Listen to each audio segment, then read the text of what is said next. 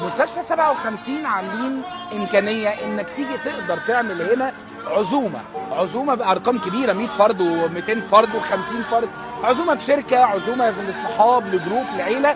وعندهم منيو، تقدر تختار منيو كذا، منيو بكذا سعر، بكذا كاتيجوري، بكذا كل حاجه، ست منيو اوبن بوفيه اهو زي الناس اللي حوالينا هنا، وفي عزومه ثانيه هناك. نمره واحد مستوى هيجين ومستوى عنايه بالاكل. انتوا شفتوا في الحلقه الناس بتتعامل ازاي مع الاكل. رقم اتنين، اي ربح هيبقى طالع من ده بيخش تبرع لمستشفى 57.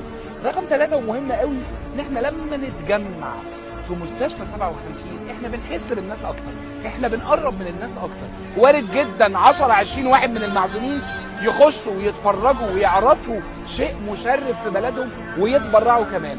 اعملوا عزوماتكم بتاعت رمضان وغير رمضان في مستشفى 57. اكل رائع، هايجينيك جدا، المكان لطيف اصلا، حتى المكان بره قعدته لطيفه جدا، لا تقل عن اي مكان بنروحه وبنعمل عزوماتنا فيه.